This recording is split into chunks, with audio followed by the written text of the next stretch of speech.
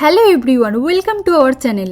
ভাইজ্যাগ ট্যুরের তৃতীয় দিনে মানে আজ সকালে আমরা কৈলাসগিরি ঘুরে দেখেছি। দুপুরে হোটেলে ফিরে একটু রেস্ট নিয়ে বিকেলে আবার রেডি হয়ে বেরিয়ে পড়েছি। এখন ঠিক বিকাল বলা চলে না, এখন বাজে প্রায় 6:30।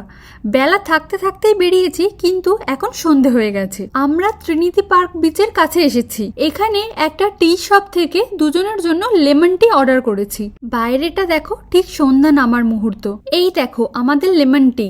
টেস্ট করে দেখলাম বাড়িতে যেমন গরম জলে লেবু আর মধু মিশিয়ে খেলে যেরকম খেতে লাগে ঠিক সেরকম টেস্ট লাগছে। লেমন টি খেয়ে আমরা ট্রিনিটি পার্কে চলে এলাম। ভাবলাম এখানে পার্কটা আর বিচের ধারটা একটু ঘুরে দেখব। এই পার্কে ঢোকার জন্য কোনো এন্ট্রি ফি নেই। এখানের পরিবেশটা খুব শান্ত মনোরম, খুব সুন্দর হাওয়াও দিচ্ছে চারিদিকে। এখানে আমরা কিছুটা সময় বসে কাটিয়েছি। সন্ধে হয়ে গেছে, তাই সমুদ্রের ভিউ খুব একটা ভালো দেখা যাচ্ছে না। এখানে কিছুটা সময় কাটিয়ে আমরা বেরিয়ে পড়লাম মৎস্য দর্শনে যাব বলে। যেতে যেতে রাস্তায় দেখলাম একটা জায়গায় এক্সিবিশন বা মেলা ধরনের কিছু একটা হচ্ছে।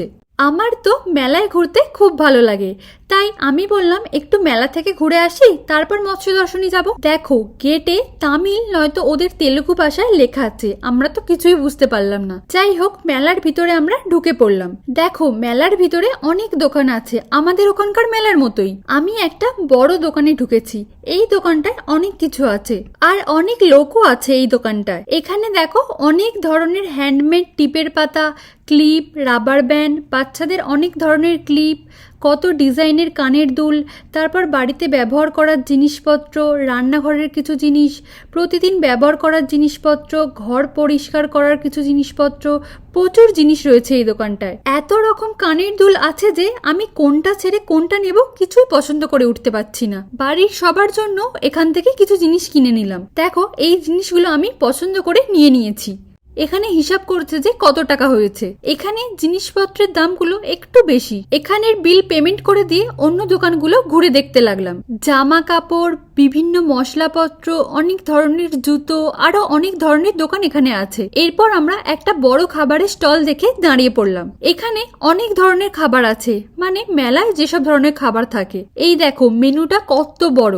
আমরা স্প্রিং পটেটো অর্ডার দিয়েছিলাম, তো এখন ওটাই খাচ্ছি। ওর আবার এই স্প্রিং পটেটো খেতে খুব ভালো লাগে। এরপর আমি বললাম দই ফুচকা খাবো। ও 1 প্লেট দই ফুচকা নিয়ে এলো।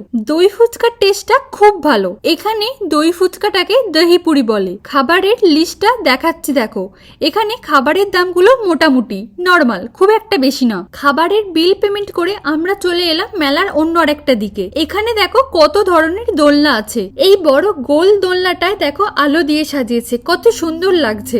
এখানে আমরা আরো কিছুক্ষণ ঘুরে কিছু ছবি তুলে চলে এলাম আইসক্রিমের দোকানে। মেলায় ঘুরতে এসেছি আর আইসক্রিম খাবো না, সেটা কখনো হয়? এরপর আইসক্রিম খেতে খেতে আমরা মেলা থেকে বেরিয়ে পড়লাম। ওখান থেকে বেরিয়ে আমরা সোজা চলে এলাম মৎস্য দর্শনীতে। এখানে এন্ট্রি ফি হলো 50 টাকা করে, দুজনের জন্য 100 টাকা লাগলো। টিকিট কেটে আমরা ভিতরে ঢুকে পড়লাম। মৎস্য দর্শনীতে অ্যাকোরিয়ামের মধ্যে বিভিন্ন ধরনের মাছ রাখা আছে, সেগুলি তোমাদের দেখাবো। এদের মধ্যে কয়েকটি হলো goldfish, tiger shark, white shark, piranha, catfish, oscar ইত্যাদি। আরো অনেক ধরনের ছোট বড় মাছ, কচ্ছপ, আরো অনেক কিছু আছে।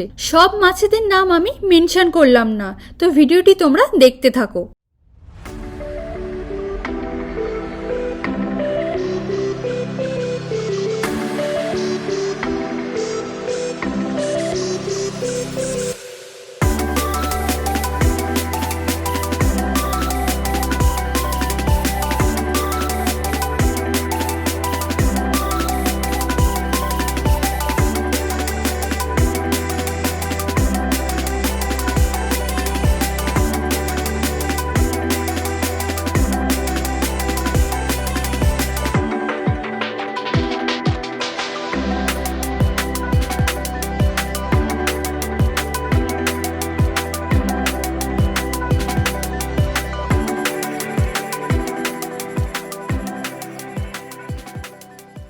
এর মধ্যে একটা অ্যাকোরিয়ামে অনেক ছোট ছোট কালারিং মাছ ছিল, ওগুলো আমার খুব ভালো লেগেছে। এখান থেকে বেরিয়ে আমরা রাস্তার পাশের একটা খাবারের দোকান থেকে পরোটা আর চিকেন মাঞ্চুরিয়ান খেয়ে নিলাম। আজ রাতের খাবারটা আমরা বাইরে থেকে খেয়ে নিলাম। রাতের খাবার কমপ্লিট করে আমরা আবার হোটেলে চলে এলাম। কাল আবার সকাল 10টার মধ্যে হোটেল থেকে চেক আউট করতে হবে, আর সকালে গিয়ে স্কুটিটিও ফেরত দিয়ে আসতে হবে।